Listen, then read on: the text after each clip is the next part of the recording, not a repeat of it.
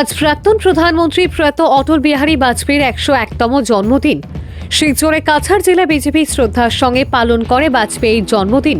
সকালে শিলচরের মধুরা পয়েন্টে অটল বিহারী বাজপেয়ীর প্রতিমূর্তিতে পুষ্পার্ঘ্য অর্পণ করে শ্রদ্ধা নিবেদন করেন বরাক উপত্যকা উন্নয়ন বিভাগের মন্ত্রী কৌশিক রায়, রাজ্যসভার সাংসদ কনাথ পুরকায়স্থ, শিলচরের বিধায়ক দীপায়ন চক্রবর্তী, ধলাইয়ের বিধায়ক নিহার রঞ্জন দাস সহ দলের কর্মকর্তা ও বিভিন্ন স্তরের মানুষ।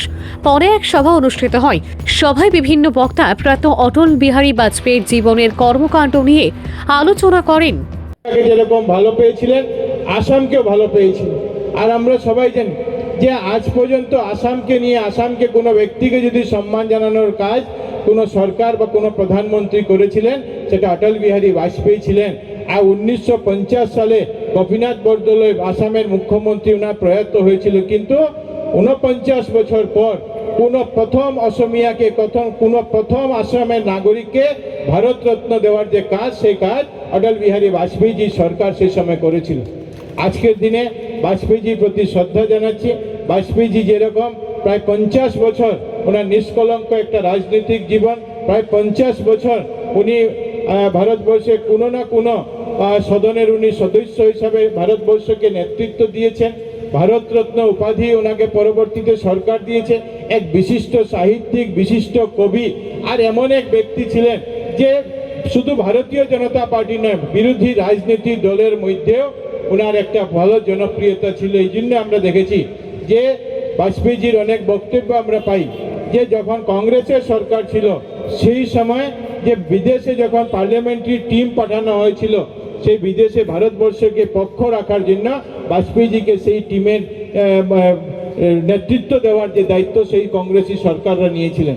কারণ বাজপেয়ীজির কাছে রাজনীতি বড় ছিল না, বাজপেয়ীজির থাকে দেশপ্রেম, ভারত মাতা বড় ছিল। আর আপনাদের সবাইকে অনুরোধ করব যে বাজপেয়ীজির যে পথ দেখানো পথ, বাজপেয়ীজি যে অন্তোদয়ের চিন্তাধারা, বাজপেয়ীজিকে যে সবাইকে নিয়ে চলার যে মানসিকতা, এই মানসিকতা নিয়ে যাতে আমরাও আগামী দিনে আমরা আমাদের সমাজকে এগিয়ে নিতে পারি, দেশকে এগিয়ে নিতে পারি, ভারতবর্ষকে শক্তিশালী করতে পারি। আজকের দিনে 101তম জন্মদিন দিবসে বাজপেয়ীজির শ্রীচরণে আমার শ্রদ্ধাঞ্জলি জ্ঞাপন করে আপনাদের সবাইকে আমার শ্রদ্ধা নিবেদন করে আমার বক্তব্য শেষ করছি। অটলজির জীবনকে যদি আমরা বিশ্লেষণ করি, প্রথম যে জিনিসটা আমরা দেখতে পাই যে অটল বিহারী বাজপেয়ী আমাদের পরবর্তী প্রজন্মের কাছে যে বার্তা দিয়ে গেছেন যে শাসন ক্ষমতা শুধু শাসনে টিকে থাকা বা সেই সঙ্গে সঙ্গে ক্ষমতা উপভোগ করা নয়, শাসন ক্ষমতা হচ্ছে জনসাধারণের সাথে সেতু বন্ধন করা,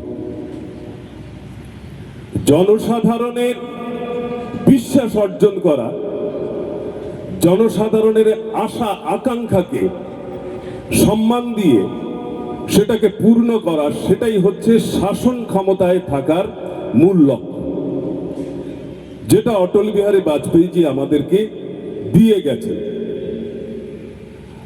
অটলজির জীবনের আরো কিছু দিক আমরা লক্ষ্য করেছি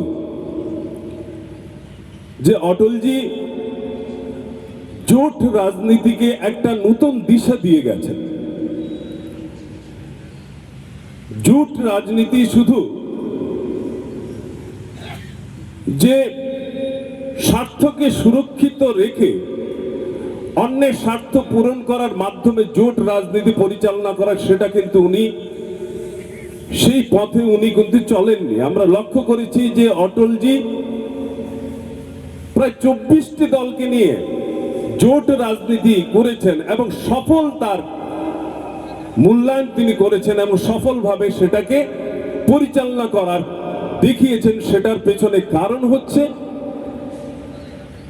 যে প্রত্যেক দলের সাথে, প্রত্যেকের সাথে যে শ্রদ্ধা ভাব, যে মানসিক যে একটা সৌহার্দ্য সেটা পূরণের মাধ্যমে প্রত্যেককে পাশে নিয়ে উনি রাজনীতি করার যে শৈলীটা সেটা উনি আমাদেরকে শিখিয়ে গেছেন। এবং